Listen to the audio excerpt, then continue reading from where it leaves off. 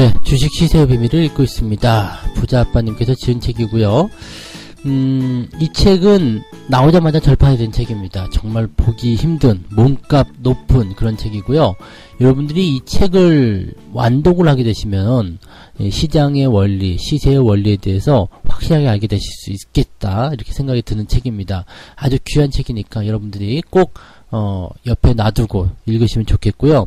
이 책을 지금은 구하기가 어렵기 때문에 만약에 못 구하시는 분들은요, 지금 들려드리는 이 음성 파일을 꼭 소장하셔서 듣고 또 듣고 그렇게 하시면 좋을 것 같습니다.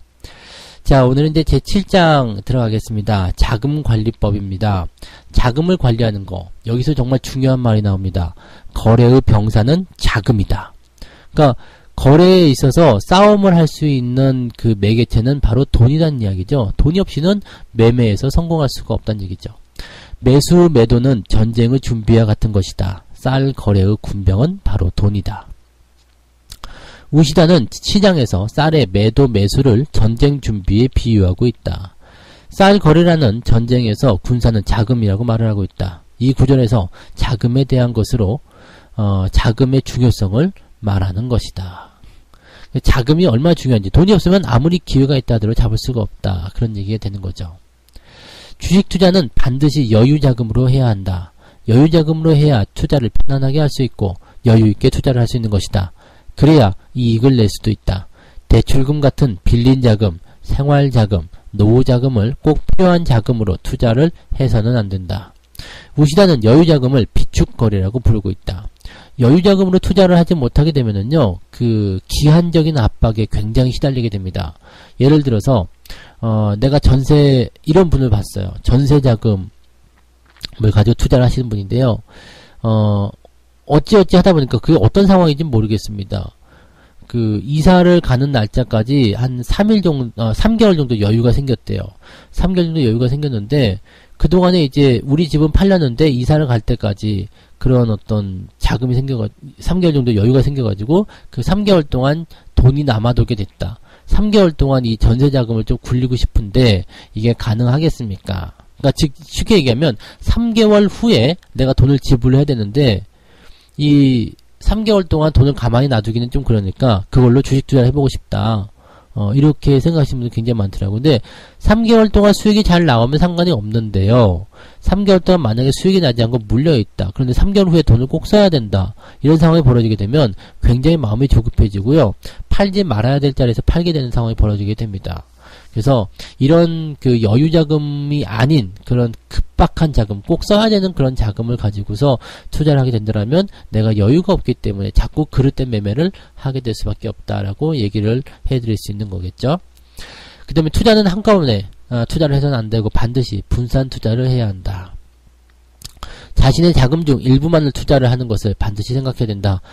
주식 투자는 항상 위험이 뒤따른다. 원금을 잃을 수 있기 때문에 주식에는 자신의 자금 중 일부만을 투자하는 것을 잊지 말아야 할 것이다.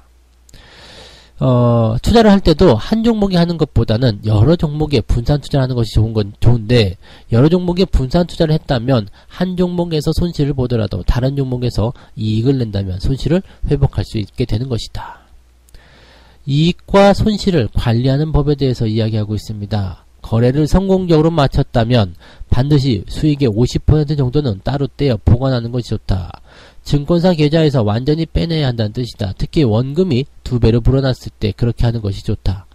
한 주식으로 크게 버는 것만큼 기쁜 일은 없다. 이 돈은 따로 떼어 은행 계좌에 넣어두고 예비자금으로 보관하거나 안전한 금고에 넣어두고 잊어버려라. 지금 제시리본부는 이렇게 이야기를 했다고 하는데요. 우리가 생각하는 투자 방법은 조금 다른 부분이 있습니다. 왜냐하면 투자 원금에서 수익이 난 그런 자금은 재투자를 통해서 더 크게 자본을 불려야 된다고 생각합니다.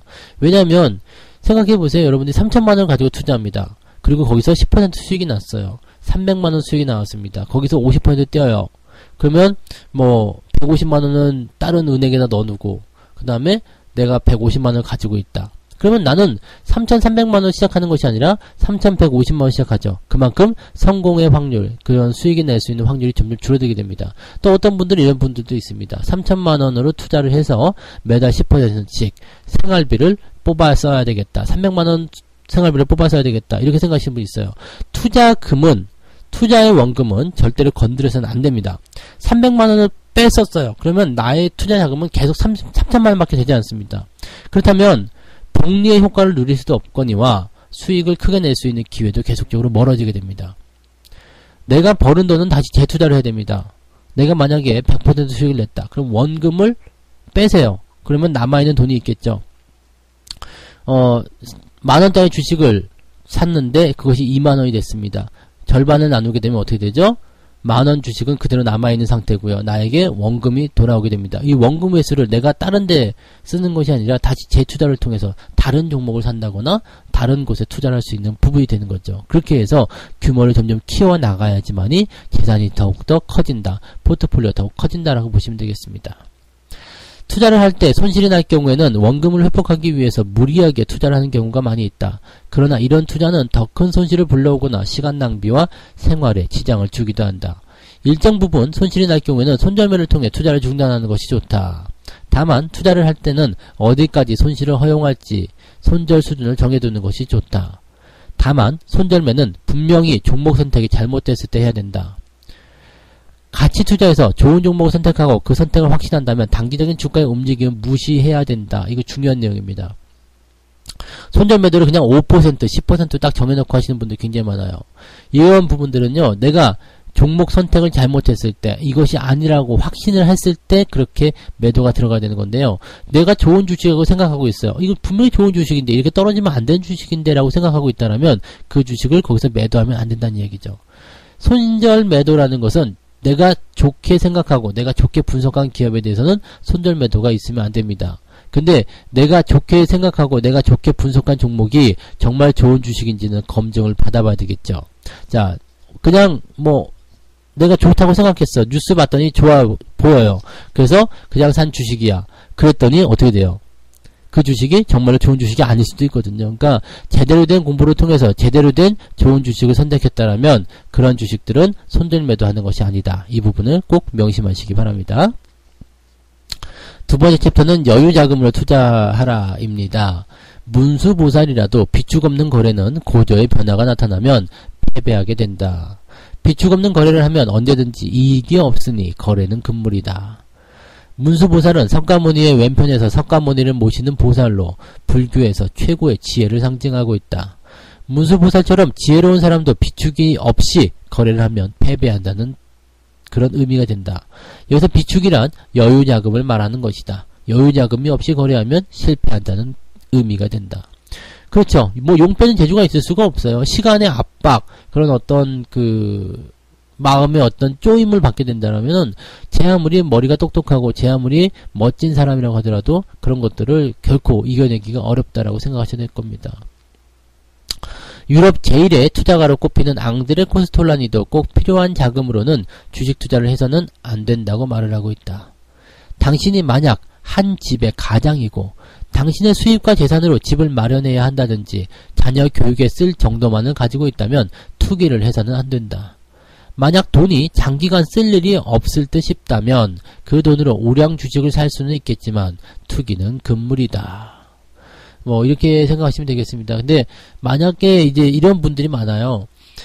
나는 집안의 가장이에요. 한 집안의 가장이야. 그런데 월급은 좀 한정되어 있으니까 답답하죠. 돈을 좀 더 벌었으면 좋겠는데 돈 들어갈 때는 많은데 어떡하지 고민되는 부분들이 굉장히 많을 수 있거든요.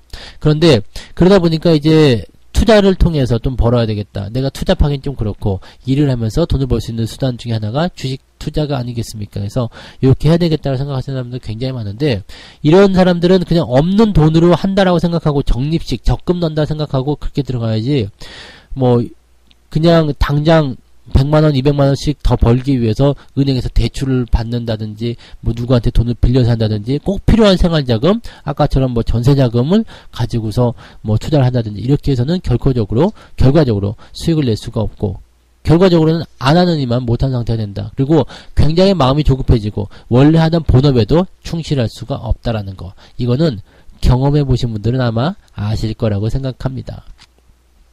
저도 그랬어요. 네, 저도 처음에는 그랬습니다. 저도 처음에 주식 투자하면서 돈 날려먹을 때도, 제가 그 얘기 해드렸죠. 한 3주 만에 원금의 4분의 1밖에 남지 않아요. 4분의 3을 날려먹었습니다. 그리고 나서 이제 그 나머지 4분의 1을 가지고서 다시 재기를 한 그런 부분에서 저는 아직까지 깡통이다라고 얘기 듣고 있지는 않은데 4분의 3 날려먹었다니까 어떤 사람들은 그게 깡통이야라고 이야기하긴 합니다만은 어쨌든 저도 뭐 완전히 빵원이 된 적은 없었지만은 그런 경험을 한 적이 있어서 근데 그때를 생각해 보니까 굉장히 좀 조급했었던 마음, 빨리 돈을 벌어야 된다는 그런 마음, 그리고 손실이 나니까 그것을 메꾸기 위해서 더 무리한 베팅, 즉 내가 100원을 넣고 100원을 잃었어요. 그러면 다음에 200원을 걸고 200원 또 잃게 되면 400원을 걸고 이런 식으로 좀 무리한 베팅으로 빨리 손실을 복구하고자 하는 그런 마음이 있지 않았나. 근데 그러한 부분들이 이게 꼭 필요한 자금이었기 때문에 그랬던 것 같아요. 나중에 그것을 갚는데 굉장히 오랜 시간 그것을 회복하는데 회복을 하긴 했습니다. 그런데 그 이상으로도 많이 벌긴 했습니다만 굉장히 오랜 시간이 걸렸다라는 걸 여러분들이 꼭 아셨으면 좋겠습니다. 그리고 그런 어떤 투자의 어떤 기본적인 부분들은 바로 팜 시스템이었다. 네, 팜 시스템이 여러분들 돈 버는 가장 확실하고 안전한 방법이라는 것을 다시 한번 강조드리고 싶습니다. 위험한 편법 신용거래에 대한 위험이 지금 나오고 있습니다. 주식시장에서는 증권사에서 빌려서 주식 투자하는 방법도 있다. 바로 신용거래이다. 신용거래는 아주 위험한 편법 거래라고 할 수 있는데 신용거래에서 한번 알아보자. 당신의 자금 300만원을 가지고 있는 투자자가 주가가 상승할 것으로 예상되는 주식 500만원어치를 사고 싶다면 신용거래 계좌를 설정하고 200만원을 빌려서 모두 500만원어치 주식을 살 수 있다. 신용거래는 이렇게 진행할 수 있는데 중요한 건 이런 거예요. 담보, 주가가 이제 하락을 하게 되면 이제 담보가 부족하게 됩니다. 증거금이 부족하니까 돈을 더 넣으세요라고 증권사에서 연락이 옵니다. 그런데 돈이 부족하죠. 돈이 없으니까 빌렸겠죠. 근데 내가 넣을 돈이 어디 있습니까? 그러면 돈이 없으시면 반대 매매를 하겠습니다. 그래서 강제로 주식을 처분합니다. 그렇게 되면은 이렇게 담보가 부족한 계좌를 깡통 계좌라고 하는데요. 1990년 10월 대규모 깡통 계좌 정리 사태가 있었다. 그래서 뭐 장난 아니었습니다. 그래서 수많은 증권사 직원들과 투자자들이 시위를 벌이며 거세게 항의했지만 결국 깡통 계좌 정리는 강행이 되었다. 투자자들은 눈물을 머금고 주식시장을 떠나야 했었다. 라는 얘기가 여기 전해지고 있습니다. 그냥 어떻게 나는 반대를 하더라도 어쩔 수 없는 부분이에요. 네. 증거금이 없다는데 뭐 어떡하겠습니까? 500만원에서, 그러니까 쉽게 얘기하면 이런 겁니다. 내가 1000만원을 가지고 1억 계좌를 운영했습니다. 1억 계좌에 마이너스 10%만 나오더라도 내가 증거금이 부족한 거예요. 증거금이 부족하면 어떻게 됩니까? 정리하겠습니다. 그럼 정리하고 나면 나한테 남는 돈은 하나도 없어요. 어쨌든 빚이 남게 됩니다. 이런 것들이 이제 신용계좌의 아주 위험한 그런 부분이라고 생각할 수가 있는 거죠. 그러니까 이런 것들을 여러분들이 꼭 명심하셔야 되겠고요. 현금은 언제나 투자 기회를 준다고 합니다. 주머니에서 돈이 떨어지지 않도록 그렇게 각오하라.